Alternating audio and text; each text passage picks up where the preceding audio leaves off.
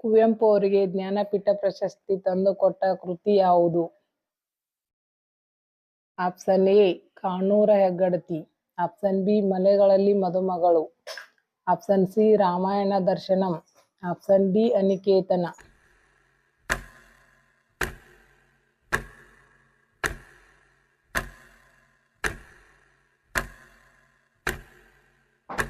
ಇದಕ್ಕೆ ಸರಿಯಾದ ಉತ್ತರ ಆಪ್ಷನ್ ಸಿ ರಾಮಾಯಣ ದರ್ಶನಂ.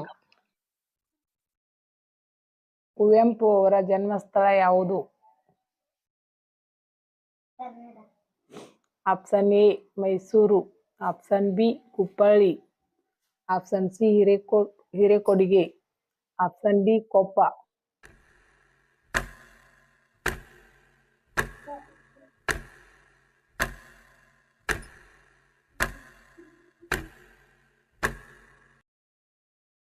ಇದಕ್ಕೆ ಸರಿಯಾದ ಉತ್ತರ option C Hirekodige.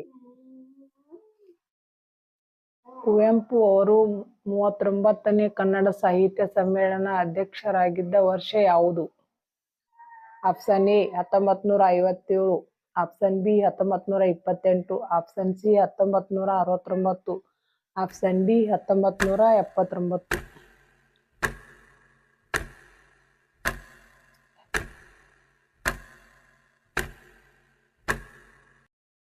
Option A ಸರಿಯಾದ ಉತ್ತರ 1957.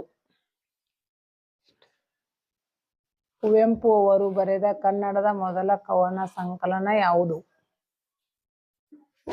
Option A Amalana Kathe, option B Kolalu, option C Navilu, option D Panchajanya.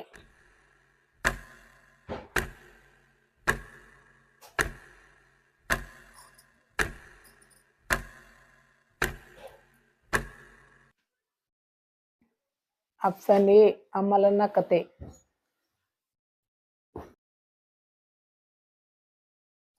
Kuvempu ಅವರನ್ನು ಅಂತ್ಯ ಸಂಸ್ಕಾರ ಮಾಡಿದ ಸ್ಥಳ ಯಾವುದು? Option A Bengaluru, option B Mysuru, option C Koppa, option D Hubballi.